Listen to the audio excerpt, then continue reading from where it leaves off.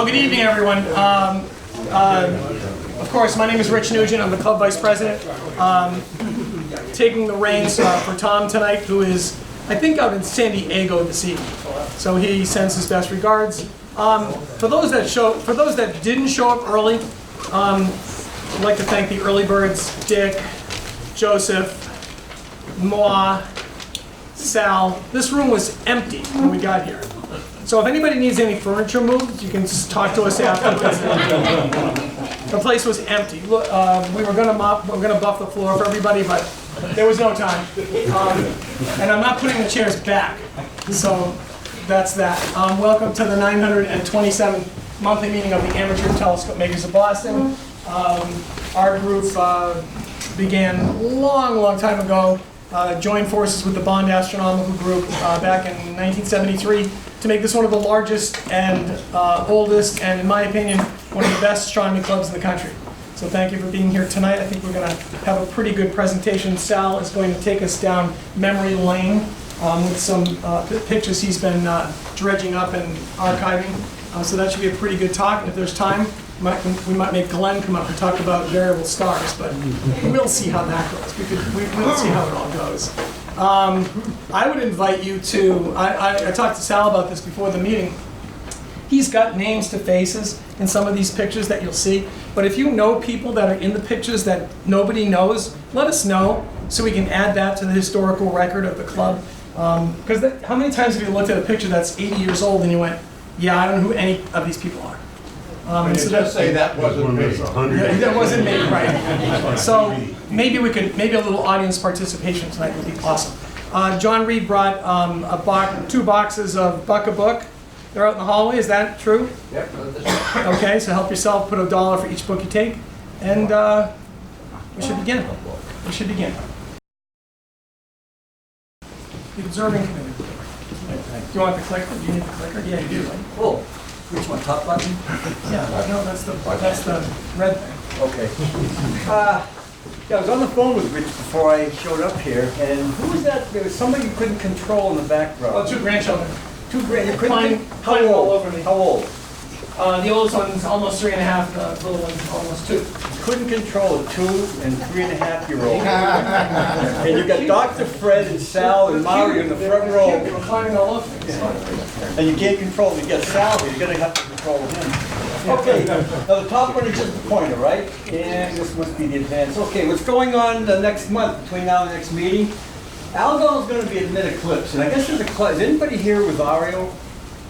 Because I know Ario was planning something that night, and I got kind of mixed up, but I'm not sure. It's Algol, it's B Persei, not Beta. I can say a little bit about that because but somebody told me at the clubhouse last Saturday that it was, that this was Algol, B Persei, because I was down at AABSO headquarters. They said nay.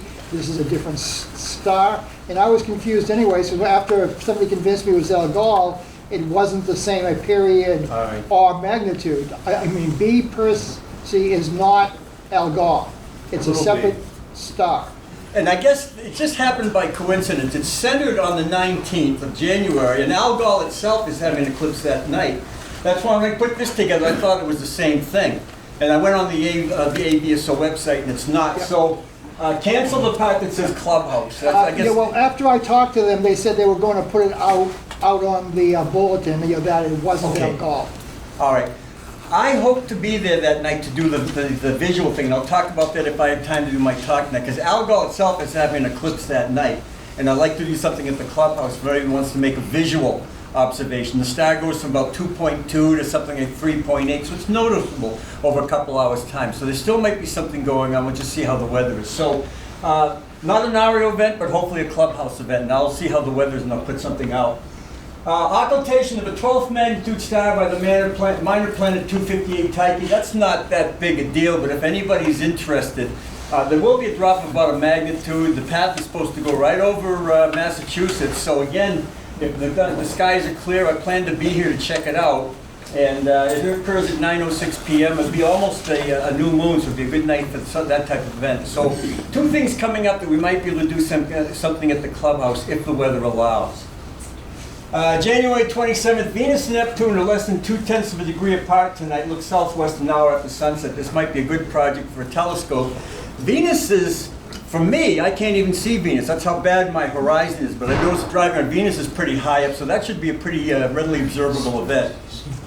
And finally, on February 10th, Mercury is at its greatest eastern or evening elongation. It'll be low in the sky, but it won't be a bad apparition. So we'll look forward to that. The Observer's Challenge for this month is NGC 1999. It's a reflection nebula in Orion. And I did check it out. I looked first with a 4.5-inch reflector. And it was an out-of-focus star. It was a fuzzy star. So it looked very much like a planetary nebula, which is what I think Herschel originally categorized it as, was a planetary nebula. I then switched to a 10-inch scope, and I used about 250 power. And we'll go to the next slide. There is a hole. What I saw was basically just this part. There's a 10th magnitude star and a little bit of fuzz around it. But there is a hole. And it was once thought that this was a dark nebula, but no, it's an actual hole in the nebula. And now I'm going to ask some of you, Steve, have you guys looked at that yet? We did. We looked at it at the clubhouse the last couple of sessions, but I couldn't actually see the hole per se. Okay. What did you use for scope? Was it the 18-inch? I Or the used 25? I used mine, and at one point we used a 25 the previous week, but we didn't have great skies. We had a lot of patchy clouds that night. Yeah. Yes, Bob? No, I'm just blocking the light, so I can see upstairs. Okay. You know, Glenn, Steve, when we were up there, you know, you could, with your 18-inch scope, I haven't looked at it through the 25, nor have I looked at it with my 20. I actually discovered this nebula a few years ago. I never got credit for it, but I actually found it. Well, I could see that the haze around the variable star V380 Orionis is incomplete. You couldn't tell it was a hole, but it almost looks as though, imagine a wedge from a pie has just been cut out, just a little tiny sliver of pie. Right. And that part of the nebulosity looks dark. And it looks like the part to the right you see here, right around 3 Yeah. o'clock. Yeah. Not the dead center hole. That was invisible. But to the right, that darkness looks like it cuts off the bright nebula somewhat. You just have to work the lights. Yeah. You mean this right here? Right here? Yes, that part. Maybe. Yeah.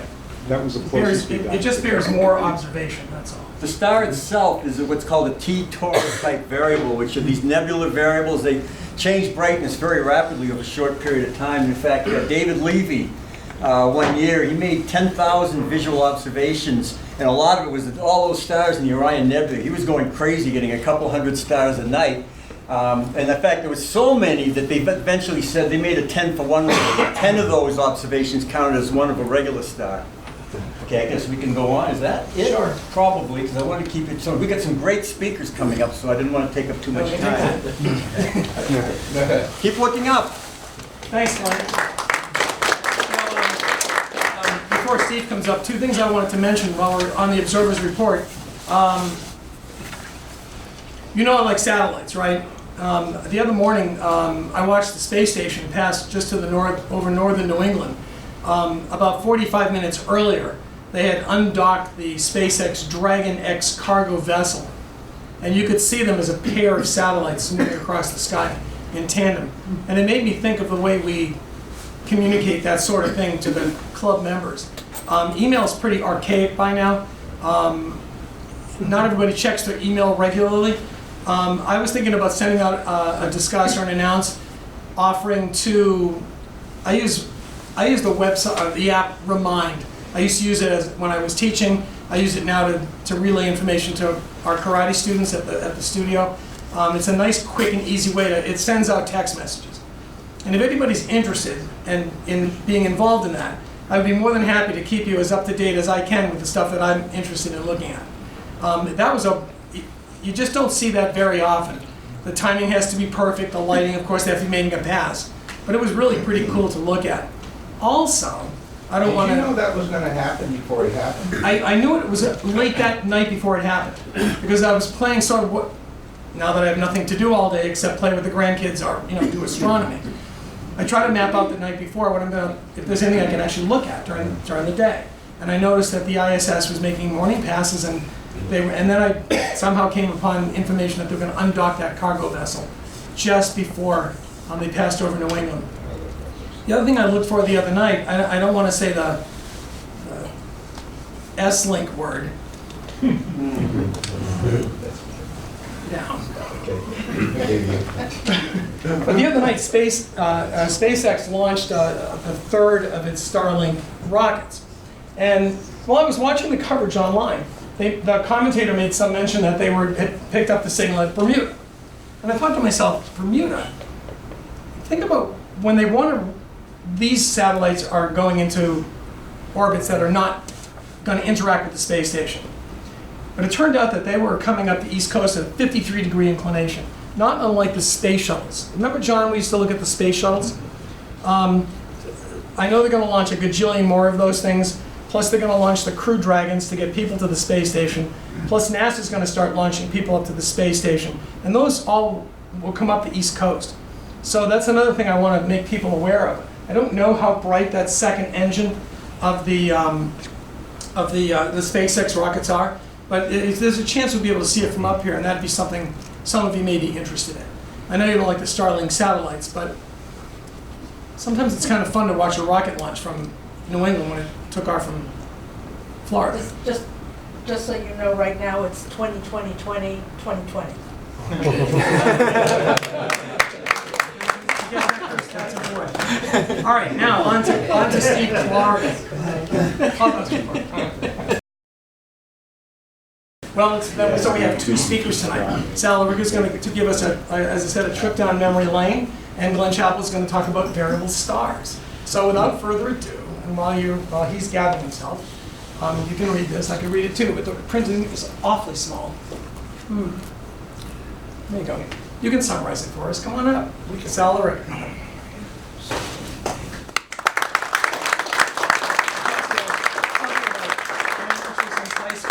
Since he was 11. Okay, so I've been in the club since 1967, and in 1967 I made my first telescope, and I primarily used Jean Texereau, How to Make a Telescope, and Sam Brown, who did a book for Edmund Scientific.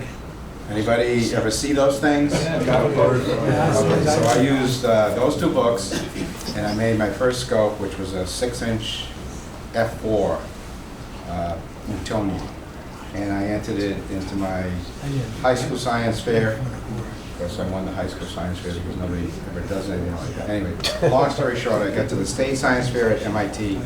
I didn't win anything there, but I made some friends, some of whom are in this room right now. So that was 1967. And through that experience, I met Paul Vallely, who's my best friend, who's over here, and he took me to Stellafane that year. I was his best man too in the wedding and all that. So, so what I do is I don't do much astrophotography. In fact, I would say 1,000th of my photography has anything to do with the sky. But I take pictures of people, and I've been doing that ever since I've done photography. And I've done photography since I've been 14. And I was using a single lens reflex camera when I was 14. My father got me one because he wanted me to take pictures of my brother becoming a priest and all this stuff. So I learned the camera, and I loved it. I got obsessed with it. So anyway, I retired a few years ago, and I have all these slides and negatives and everything that are just kind of sitting in envelopes and boxes. So I started to scan my slides to digitize them. It's a very long process, because I had to pick up the slide and say, am I ever going to need to look at this again? If the answer is no, I put it in one pile. If the answer is yes, then I took an eyepiece and I looked at it. Was it sharp enough to scan? And I cleaned it, put it in the scanner.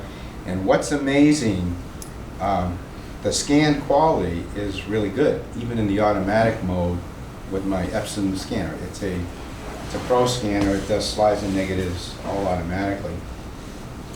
And they're scanned at either 600 or 1,200 lines per inch. I'm not sure. Anyway, the results are good. So, I don't know, 3 or 4 months ago, I came to a meeting and I was showing John Reed back there some of these pictures. I've taken pictures at meetings and at various events. And also, I have pictures of the rest of my life too. And I showed him these pictures, and he goes, why don't you share these? And I'm saying, I don't know. And then I talked to Chris Ellis. Chris, where are you? Are you up there? He's up there. And I said, hey, Chris, is there any way that I can put these on the club website? He says, yeah. He says, we have a photo albums thing. And, you know, he gave me some space on that. And the purpose of this talk is to show you what one person can do with club history and encourage other people that have taken pictures of art. Has anybody in this room ever done photography? How many people in this room have been in the club for over 50 years? Raise your hand. Okay, so we got Dennis. Ken, you're just about... Actually, 2020 will be 50. Okay, so Ken, Dennis, Paul, myself. Anybody else over 50? Phil. Vlad and Phil. Okay. Over 40 years. Okay. So I still think my tenure in the club is short. I don't feel like I'm an old man because I feel like when I came in, I was a kid.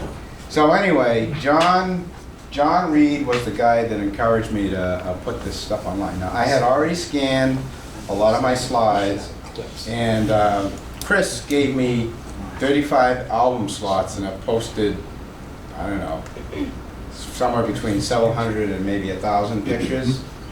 And what I used to do a long time ago with slides is I used to write on the slide who was in the picture.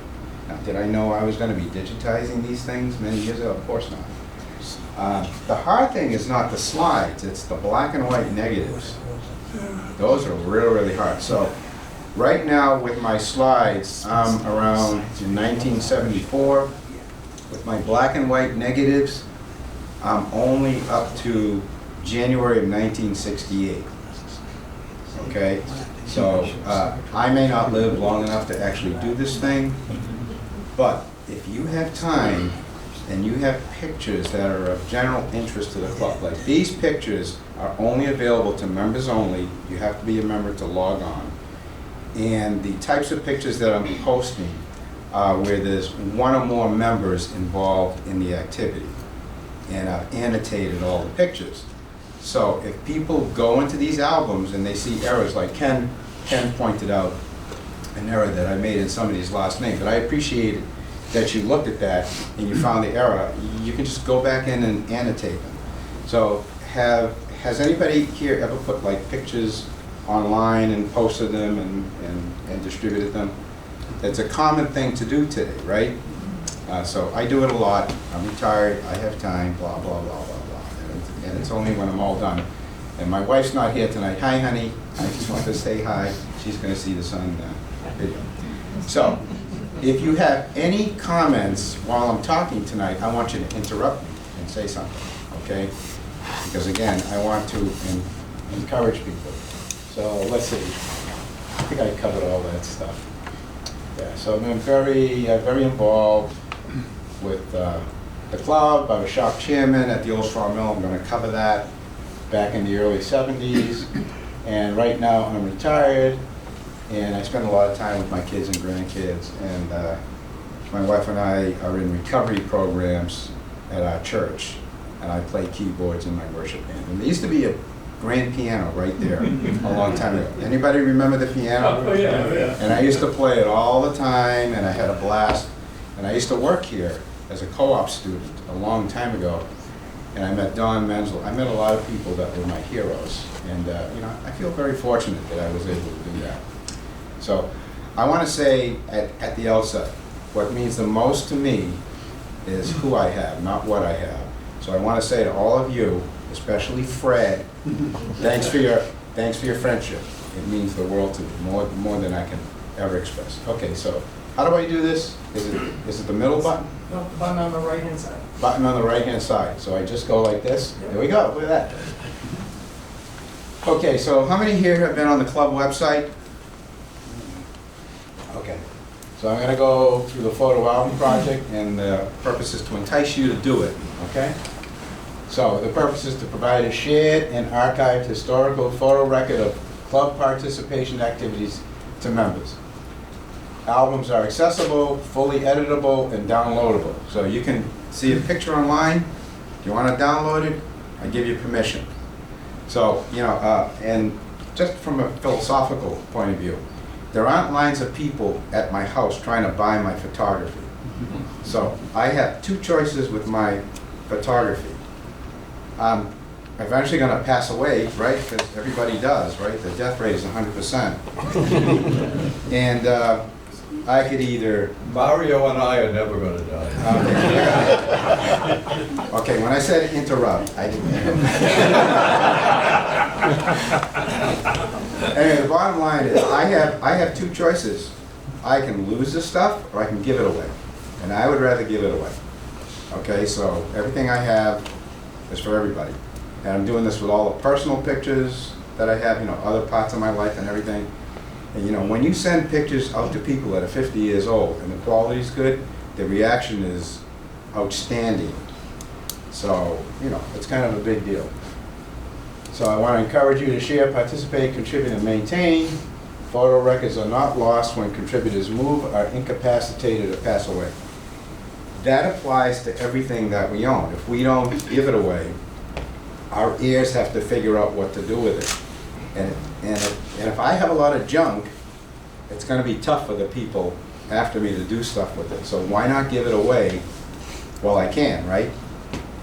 You can argue that I don't have, the wits about me, but okay. So why don't we go here? So the way you get into photo albums, this is the front page of the club website. There's a little thing. Oh, where's the pointer here? It's that middle button. The middle button on the clicker. Oh, it's the middle button on the clicker. Oh, there it is, okay. So there's a photo album section up here. First you log in. That's me. Okay, you gotta log in. This album is only available to members. Okay, so the general public can't see. Then you go into photo albums, right? Then what am I doing here? Photo albums. Okay. Then you go down here, and there's categories. This says all categories, right? And then there's a filter button. And if you look really close, you can see Dennis DeChico right here, and another guy named Charlie Wolf, right? So you click on the filter, and then you go down to that last category. That's the newest category. It's called Club History. Okay, you see that? Everybody with me so far? Okay. And then, when you get Club History, you see all these albums that I've posted. The bad thing about this thing is this is my stuff, okay? Anybody can post to this thing. And if you want album space, you see Chris Elledge, who's our club secretary, right? Membership secretary. He's a good-looking dude with the long hair. And see him tonight, and he will set you up, okay? This is very easy to do. So, here are some things you can see. Just some general things. AAVSO, Stamford, Connecticut. It tells how many photos. AAVSO meeting, 72. Apollo 14 launch. I went down with a bunch of friends. Paul is one of those guys. Dennis Millan, Mike Matty. Okay. You see Steve O'Mara here. Astro Assembly 1980. And by the way, this set of pictures was taken by Dennis Millan. And Dennis Millan, probably either he or his wife, after he passed away in 1995, gave the pictures to the club. And I scanned those pictures. And but they're all giving credit to Dennis Millan. This good-looking guy right here is Steve. Steve, where are you? I'm so embarrassed. There he is. Okay. All right, we're going to go through some of these things. I'm not going to go through these things. I'm just going to focus on our telescope making activities and some mediums. I'm not going through this. You can go through it at home. I just want to make you aware of what's available, right? Here are some other things. There's Ed Knight up there. There's is this thing dying on me already? Get your finger covering it. All right. So anyway, let me just keep moving here. So I've already posted 38 albums, but again, the scanning for these things took place over a couple of years. So like right now I'm scanning some stuff and I do maybe, 100 pictures and I stop and I ask my wife, what am I supposed to do today? If I have something to do, I have to do that, right? So, and then I volunteer at my church too. Okay, so that's kind of what I've put in. Any questions so far? It's all basic stuff, okay?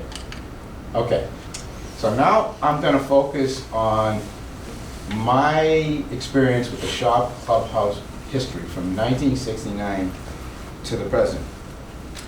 What I want to say to you is the last 40 years we have had the site at MIT Haystack. We have never had anything like that. And for the people that have worked up there, especially guys like Steve that do the organization, don't take that place for granted. We have all the other places that we've been in. We've been orphans for years and years. Somebody back me up or say something about that. Just in the time that I've been here, we've gone from place to place to place. We haven't had a club observing site, nothing. We have had star parties at people's houses, but we never had an observing site. So what we have, we didn't have that before. So just, make sure we do everything to keep that. Because, sometimes the people that make these decisions change and they may not want us there.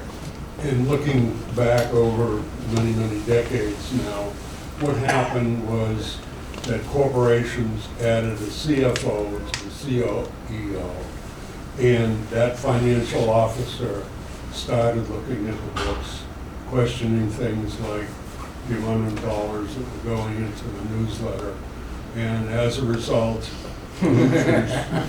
our club started getting booted around, and we were looked at more as a liability than an asset. MIT, fortunately, has been one organization which has seen that we have something valuable for the public, and has given us a home for a long time now, 1977. 40 years. It's 40 years, more than 40 years. As has Harvard giving us this world. That's right. Well, just, we've seen the other side, so I'm going to show you some stuff. So just to show you how time changes things, that's me. Okay, so, the obvious question is what happened? Fred, what happened? I'm looking at it. Okay, anyway, I'm making a 10-inch mirror. So we were actually in a club member's cellar, Bernie Forrest in Arlington, who took us in after we were evicted from where? Museum of Science. Museum of Science. Okay, so we were in the Museum of Science. I wasn't in the club then. When I came in, Bernie Forrest, I came in the club a couple of years before this picture was taken, but he had us in his basement. We could grind and polish mirrors, and there was a test tunnel. And I think he may have had like a drill press, some very basic, simple machining stuff. But we had an absolute blast down here. This was, this was where we met every Friday night or whenever we did, and we looked forward to it. So it was all good. So this is a guy named Jim Gagan, who was one of the guys back in the club. Most of these people have passed on. But this is Jim, who was like a father figure there, who knew everything about optics, and he was there every Friday night. Master of the polishing room. Yeah, we had amazing talent there, and I was just a kid back then, and I was learning, and I was just thirsty, and I love these guys. They were great. Like I said, I always like to take pictures of people rather than This is a young guy that was polishing stuff. Excuse me, he's grinding. I'm sorry. Okay. I didn't have this guy's name labeled, but does anybody know who this is? Because I don't. Does anybody know Georgie East? Okay, so Georgie East is a member of the club, and he's been a member for over 50 years. He came in the same year that I did, and Dennis DeChico. But here's George making a mirror. in Bernie's basement. Yeah. And then I also did color back then too, so, you know, this is the same guy that was on my first slide. This is Paul Peruzzi, and these are names of the people that were on the slide. A fellow Italian, you know, we need more Italian, we need more Italians in the club. Okay? Galileo. Right. So, okay. So what was your go-to camera back in October of 1970? Okay, so I had a Minolta SR7, and then I graduated in 1970 to a Minolta SRT 101. I got 35 millimeter. Yeah, I got the SR7 when I was 14. My father came home from his carpentry job, and he threw a bag on the bed. I don't know where he got it. He said, learn how to use this because you're going to take pictures of your brother becoming a priest. I'm serious, that's the way it was. And I couldn't stop reading the manual, and I learned how to use it. I mean, I absolutely love it. So I had a fine camera way back when, and then I hung around the camera department at Beachmere Sales a lot. So these are some of the guys. There's Jim Gagan, Ed Knight. Remember Ed Knight? Okay, everybody here remember Ed Knight? So here's George testing a mirror in October 1970. There's his mirror. You know, it's obviously he's going to punch a hole in it. You can see it, right? All right. So again, these are some of the key people. The guy in the front with his back to us is Angelo Prococo, who was club president back in the early 70s. Okay, and that's me way back when. There's a lot of pictures of me, so sorry. Okay, so Bernie wanted us out of his basement because, you know, it was his house, right? So what happened is there was this old mill in Arlington that was slated for demolition. And a woman named Patricia Fitzmorris got interested in this thing. And what this mill made was elliptical wooden frames. And they have all the machinery there for machining the frames. How many have been to the old Schwamb Mill and have seen this thing? It still exists, and they can still make oval picture frames. That's right. And this mill is maybe 150, 200 years old, somewhere around there. But Pat Fitzmorris picked it up in 1969. And we got into the third floor of this, so we took residence up here on the third floor. And this building, when you walked around in it, you could feel it, you know, moving, and it's still that way today. Okay, so we were there for, I don't know, three years maybe, 4 years, and I was shop chairman then because, you know, I was a student.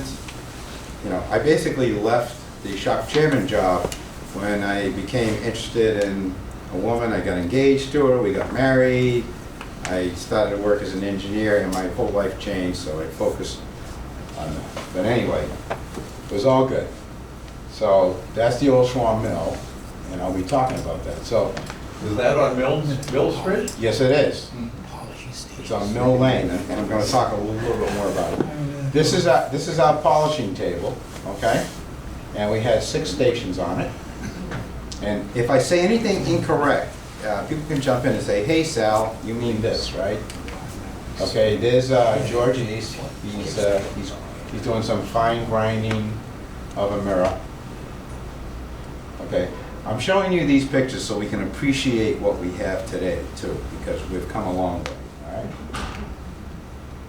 There's George measuring the sag on his mirror, so he gets the right radius. This is Richard Visco and Walter Heimberger. I haven't seen these guys in decades, okay? There's Jim Gagan.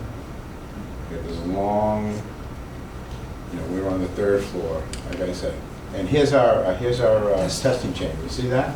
That's a lot longer than 6 feet, huh? Yeah, that was pretty. How many here remember this thing? Okay, yeah, look at Bill. You know, you were there for the first meeting when we met these people.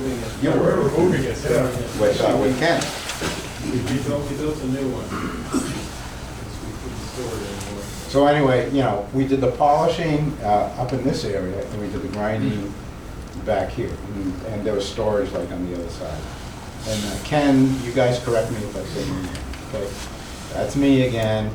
I'm doing a 6-inch mirror there. All right.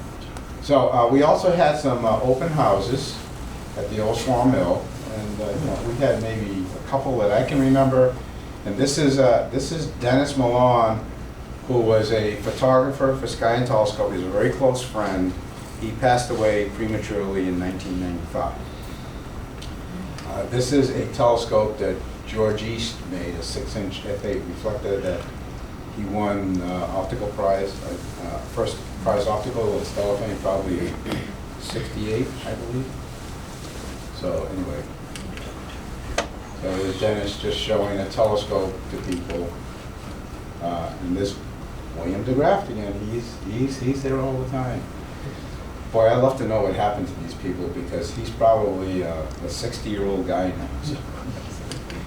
Okay, now this is Pat Fitzmorris. So she was like the person who ran this whole place, and I had a great relationship with her. And, you know, she passed away too.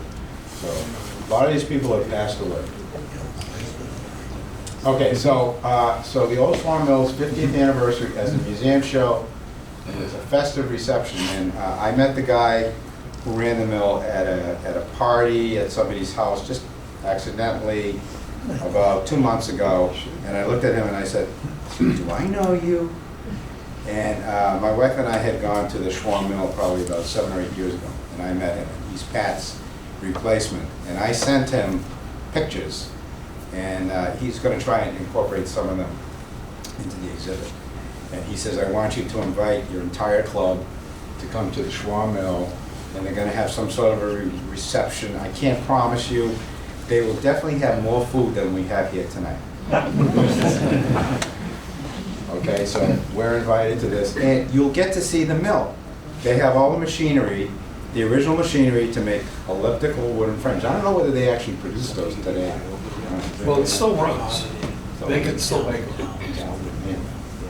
Okay, so that's that. Any questions about that? Okay, so these are pictures that were taken by Dennis Millan that I scanned. So you can see that, you know, the quality just from a simple picture scan is certainly better than no scan at all. And this is Marion, who happens to be sitting right there. Right there, see that? And she's here. Who's that? Phil Shutt. See, that's what I need to know. I didn't have his name written on anything. Phil Shutt, is that S-C-H-U-T-T? S-C-H-U-T-T? I think so. No C? S-H, okay, so I will, so I'm gonna take that information and annotate this picture. Okay. So, if you people, when you people, it's not if, when you people go online and look at these and you don't see a name, just send me an email, say, "Hey, this person's name is this," and I will annotate it, because it's for club history, right? This is all about club history. So Steve, I want you to get up and just look at this guy.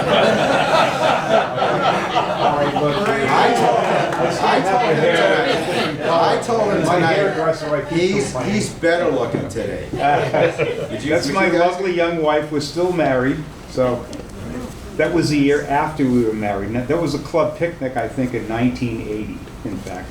So this is 40 years ago. Isn't that amazing? So, anyway, the only document that I'm able to access on club history, besides these pictures, is there's a one-page description on our website that's a general write-up. It references that there's a book somewhere that has more details on the club history. Has that ever been scanned and digitized? Well, Anna produced it. Yeah.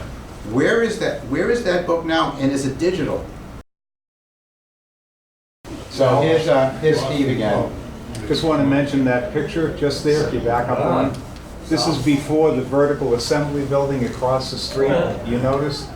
And there are no trees along the eastern horizon whatsoever. It was bald. Look what happens when you plant a tree Yeah. or let one grow where it shouldn't. And we still have that telescope, Fred Flug's telescope, 8-inch f8, I believe, 8, f9. Hey, Steve, shout out to you. Thanks for all of your service and sacrifice. I just did my part, that's all. You know what? Small part, really. The place is, you know, everybody that contributes there. Does anybody recognize this guy? Oh. He's sitting right there. Okay.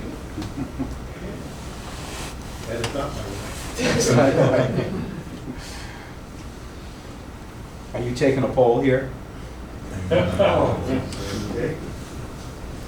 So, speaking of Anna Hillier, here she is, okay? Anna, if you're listening, we miss you. And that's Hal Robinson, who passed away how long ago? About 10 years ago, maybe. 10 years ago. Is very close with this guy, with Ken. So, anyway, very active.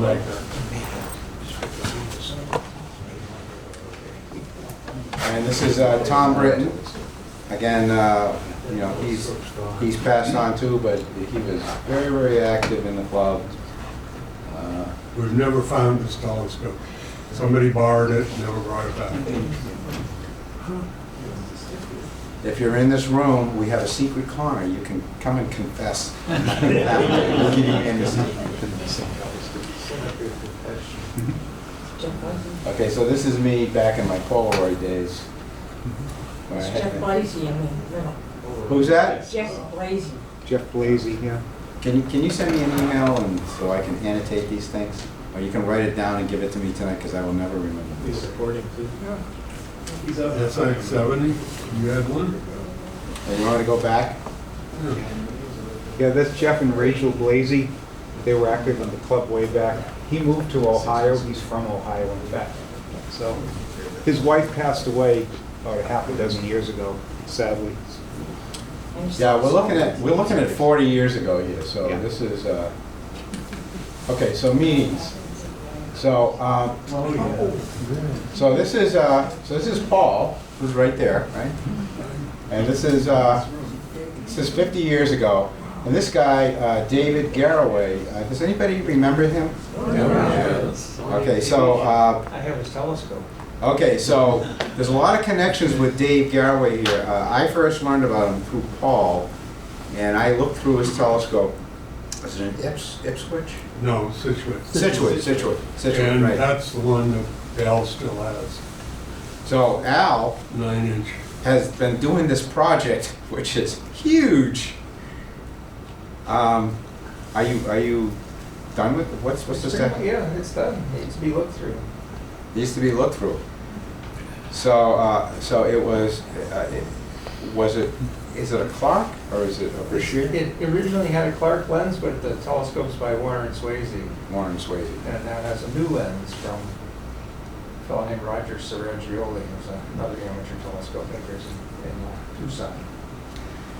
So Dave Garraway was a national television personality. He was the first host of the Today Show, which is still on right now. And he was a host during the 50s, I believe.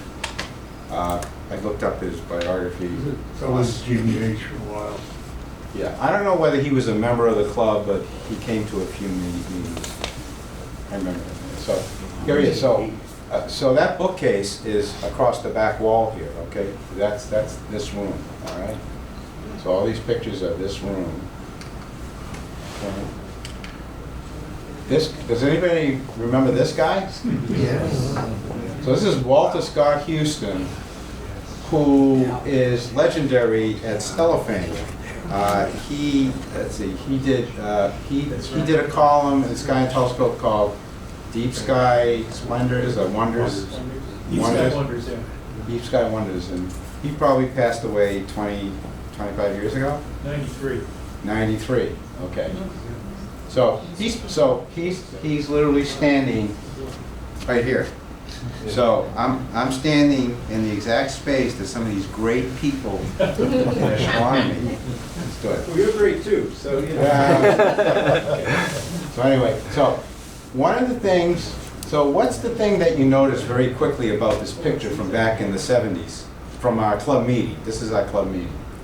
Everybody is well dressed. Everybody's well dressed. And here's Dave Garraway again. I think this is the first time I saw him, so I took some pictures quickly.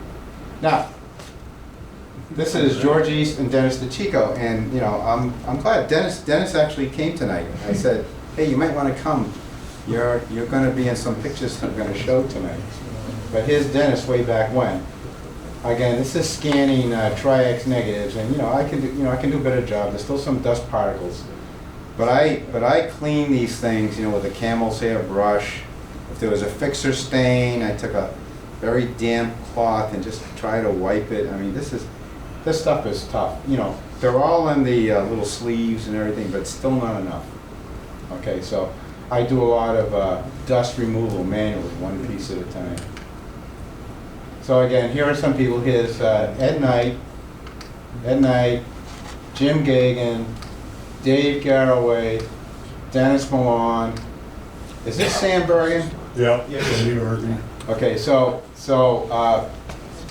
these people are like the bigwigs that started this club, or they were like in the formative years, and you know they've all passed away. Ed Knight passed away maybe 3-4 years ago. Ken? A little longer, maybe. Yeah, a little longer. So Yeah, 2014, he lived to be 98, in fact. yeah, he was one of my mentors. I worked for Stone & Webster as my first job out of college, and he was kind of instrumental, you know, knowing people that worked there in management positions. You know, he worked there, Georgie worked there, so it all helped. So, and anyway, but everybody's dressed up. Look at this, ties. Can we do that again? No. And you know, and there were bookcases along all these walls, down here and upstairs. Phillips Library. So George Wood was probably a president in the club. Yeah, he's president after He was a president. So what I remember back then in the early 70s, when we did observing parties, we went to George's house. Yeah. And he had great hot chocolate, we had great parties, it was very social. I just remember it was a happy time, and we did some observing. He lived in Lincoln, I think? Carlisle or Lincoln? Lincoln, Carlisle? Lincoln, yeah, Lincoln. So again, don't take the shop observing site for granted. It's tremendous compared to what we used to have. So, you know, whatever it takes to make sure that we have that, you know, for another 100 years, that would be great. Well, you know, when we left the Schwamb Mill, we had no place to go, and all of the equipment went into George's garage. And Wow. it was stored there for a couple of years, and we were planning to go to Drumlin Farm until we got the booth there, and then we made it. Yeah, that didn't last long at all, did it? No. It was a disaster. No. So we got to get the building almost ready before Yeah. they kicked us out. Yeah, so we've been an orphan club since 1980, and we've had it. It's been wonderful by comparison. All right. So here's Paul back at a meeting. Still has that good-looking Italian nose, you know. And look at the hair, oh my Look at the hair, God. right? And look, there's Dennis DeChico. The tie. With a tie. He's wearing he's got a peace button on, you know? And this is, I think, Dennis Hayworth, I think the guy's name was. Okay, that's Mario. This is Mario. Okay, and he's probably about, I would guess, so Mario's maybe 3 years younger than me, so he's probably 18 in this picture. That's Mario. See, he was a young guy. He's still homely, but. He's got no. Okay, here's Ken. You see that? I don't know who this guy is, but somebody here might know. This is a guy named Walter Heimberger. That's his dad. This is from the March 72 meeting. I'm a little bit more forward on the slides because the process is faster.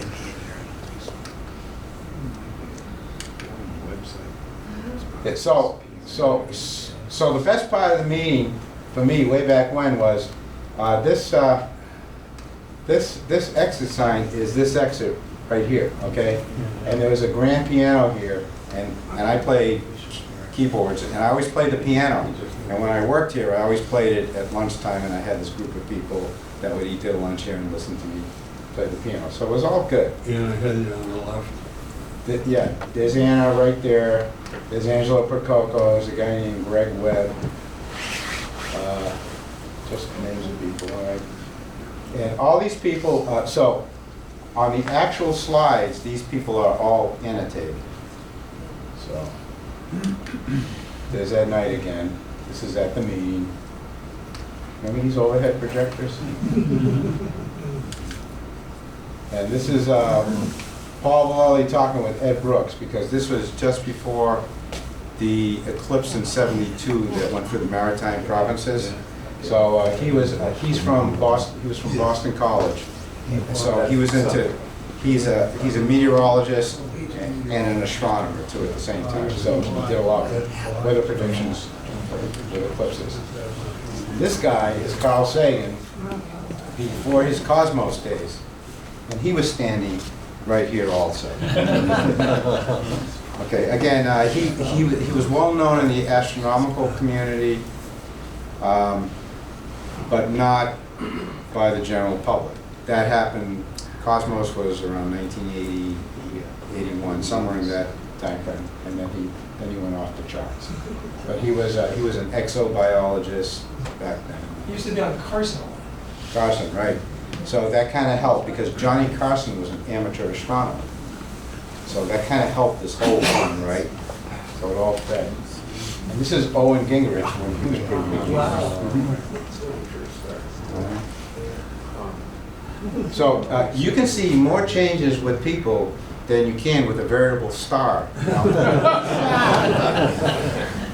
I don't know. I just love that, you know, we all look different. We all have different personalities. We all have a different opinion about the same thing, right, Fred? All right. Should be. I'm going to wear my MAGA cap. Yeah. Okay. All right. So contributions. Any member may post to the photo section. If you have photos that you would like to post in the club history section, see Chris Elledge. He's here tonight, and you can get in contact with him, and he will set you up. And he did it very, very quickly. He'll give you, like, you can say, I want 5 blank albums, and he'll give you 5 blank albums, and you can select, 25 pictures in one, upload, they all go up real smooth. Then you can go in and you can set how they're sequenced, you can annotate them, you can edit it later on, you can add more, you can take some out. I mean, that's the way it works. So if you've been in the club, so I have an opinion about what club history is. Club history to me means 20 years or older.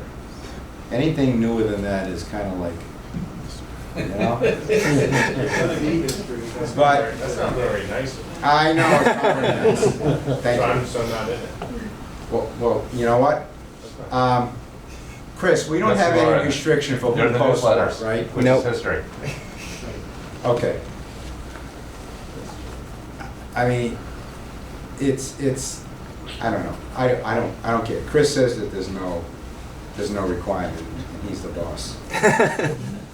So the only requirement is that it has to be, like, you can't upload a PDF, because I tried it. It has to be like a JPEG file. So whatever you have, if you convert it to a JPEG, and anybody that knows a little bit about computers can figure out how to do that, right? I mean, the worst case is you can, if you have PowerPoint, you can dump anything into a PowerPoint presentation and save it as a JPEG. Or a PDF. Or a PDF. You can do whatever you want, right in PowerPoint. PowerPoint is a great thing. For those of you that got my Christmas card this year, people said, how'd you make that? I said, it was PowerPoint. I said, just put layers of things and it was done. Okay, so on that note, that's the way I'm ending this thing. So here I am behind the piano that was over there back in '73. Yep, that's when I had here. Okay. So, questions, comments? What do you guys think? Is this a bad thing? Is this a good thing? I think it's awesome. Well, it's excellent. Deal with the piano. I don't know. So, any negative comments? None. None? I just hope that their younger members continue what I've done, what Anna has done, what you have done for the future. So we keep going. Al. Yeah, Al has always got a camera in his hand, and you've had a camera in you. I'm not trying to put you on the spot, but I am, okay? That's where I put postal. Okay, fine. But, Which is present, oh, by the way. which is present, so, so I'm staying on the history side because I had years of stuff that have to be scanned, so I mean, I'm probably gonna be dead when I'm probably another 10 years out, and that's, I mean, and that's a fact, because this takes a long time. Now, there are devices where you can take a slide and you can put it in the device and it pops a picture instantly. I don't have a device like that. I have a scanner. And what my process is when I'm scanning the pictures, which takes about 2 minutes per slide, after I look at it and clean it and do everything, I'm doing editing of the ones that I scan, so I'm in a continuous process. So that works for me with my lifestyle. But there are faster ways to do this stuff. I suppose you can take all your negatives and bring them down to somebody that'll charge you for it, and they'll just convert everything if you give them enough money. Yeah, as someone who's been through this myself with Okay. all my slides, I would strongly recommend you go in a close-up rig and photograph those slides against the light box, because they go in bang, bang, bang, bang, bang, bang, bang. Okay. It's so much easier. I've Okay, it I've goes done it fast, both right? ways. Yeah, my sister just bought a standalone box that just takes an SD card, and she can either put in a Well, yeah, those are good. They work quite about well. 150 But bucks. what I'm talking about is a good SLR with a good Right. close-up lens and a bellows assembly. I'm trying to think who made the one that I used, made by Pentax. But the ring that accommodates the bellows will go on almost any standard close-up lens. So almost any camera you have can fit with that rig. Now, I don't know whether that's still available new or not. It might not be, but they're certainly available on eBay. I've seen them. But again, these little standalone boxes, my sister has one. Well, You can I put- don't know how good the optics are. That's the only thing. I'm just trying to. They're pretty good. I would say it's kind of equivalent to what, I mean, I like what I'm doing because, you know, I just like the results. I don't think they're bad. And, you know, I just post stuff, and you know, even when I take pictures at Stellafane, I share them with everybody. I just do it. So, any other comments, questions, concerns, suggestions? John, That second last slide of Ed Brooks, it just brings to mind that, yeah, Carl Sagan became famous, but Ed Brooks for, I don't know, 30 years before he was up here, was down at St. Louis University doing the same thing he did for us up here prior to an eclipse for everybody throughout the Midwest and anybody that listened to it. He would go to all the different conventions, and one in particular was in Oklahoma City, where he came down with his modified checker cab. It was made into a stretch limousine type vehicle, on top of which he had all of the camping gear for his very large family, tent, equipment, and so forth. And they would stay at a campsite while he would come in with us to the convention site. And it was just a sight, because his enthusiasm was really infectious for everybody throughout the whole Midwestern part of the United States. Then he came up here, and when he went to South America, having left Boston College, I think the story was there were 3 professors trying to cover the classes that he had taught. And then he came back for a while, went over to Saudi Arabia, where he was very interested in looking at the halo around the sun in the daytime sky. And of course he made it instant friends with the locals over there, because he was on the top of the roof facing east, looking at the sun every morning when they were in prayer. And he was out there at noon and at sunset. So the number of stories that he brought with him were really interesting. He and his wife passed away. They were both accomplished musicians. And apparently everybody in Newton knew about it, but not many of us did. But he was a very interesting gentleman to have met. There are probably many more stories like that, Bob Cox and so forth, that Paul could give renditions of. Right. If you have any As we questions, see their just pictures, see we me get to see me add that to afterwards. it. Perfect. Sounds good. Thank you, Tom.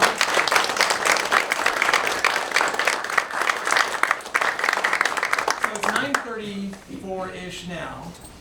Do you want to see a few slides that Glenn brought? Or You know what, I'll take 10 minutes and just do a prep for the, I'll give it a full hour talk next time. Do you want to do your last Just for for the 10 slides? minutes, just to let everybody know what's going on. Sure. All right, why not? So give us 2 seconds to reset this, if you guys don't mind. That's okay. Bring up the license back. This will be quick. I'll save this talk. I don't know how to bring it. Yeah, there you go. You learned faster than I did. Yeah, it's getting late, and it's actually kind of a pep talk, because I gave a talk here a number of years ago on variable star observing. And I was a hypocrite, because I talked about how great it was, and I hadn't been looking at variable stars. I kind of put it aside.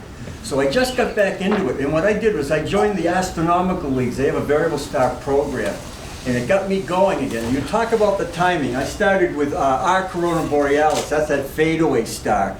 And for a number of years, it had been way down. It was usually 6 magnitude. It dropped to about 14th, and it was sitting there for about 4 or 5 years, and it came back up. So for the last year or two, it had been at 6 magnitude. Well, I started this renaissance, if you will, of variable star observing back in late August. And I think I mentioned this last time. I looked at that star for about a week. It was about 6.2, and then one night, 6.4, I don't know, and then 6.7. So just as I started this thing, that star went into another dip, and it went down to 9th magnitude and went back up. So what I have, I've observed enough stars. I can get the award pin right now. I'm going to talk about the Astronomical League programs, and I'll talk about variable star observing again. There's a lot of talk about Betelgeuse, and I went on a few nights ago. Another thing I want to mention, and it's kind of a personal thing, but the AVSO, when you go online, they tell you how many observations you've made in your lifetime. And I'm sitting at 79,995. I've got 5 to go. And when I saw it was clear tonight, I was going to pull a grandstand and just go out and get 5 so I could say, I saw 80,000. I didn't make it, so I'll announce that when I give my talk. But Betelgeuse was about 1.5 when I saw it the other night. It's a couple of times over the last century, it's been about that faint, but this is unusual for that star. Now, they're predicting a supernova, so if the media picks up on this, we're all going to die in a week. Although the way Sal was talking, we're all going to die in a week anyway, so it doesn't matter. But anyway, I'll save that talk. I really encourage you to come, because I want to get more people into variable star observing. I will look into that eclipse of Beta Persei Algol on the 19th again. And if it looks like a clear night, I'll send something out. We probably want to start, I think mid-eclipse is about 8:15 or so. You probably want to start around 6-ish, which will be dark at that point too. So it would probably go till about 10, 11 o'clock. It's about 4 hours you can get the guts of that eclipse. So I'll try to do that as well. And that's one of the things that I want to do before I send in my stuff to the Astronomical League. So again, it was nice seeing you tonight. I'll let Rich take over for the end. Dennis, good seeing you here. And we'll talk to you next time. Thank you very much. For the lack of refreshments, I honestly don't know what happens. Oh, I brought some water. So you go down the end of the hall there and take a right, and there's a water cooler. I brought And, Julie brought cookies. All right, so share. Be nice now. Share cookies. And so I guess we'll close out the meeting. Thank you everyone for coming out tonight, and we'll see you next month. Be well. Take care.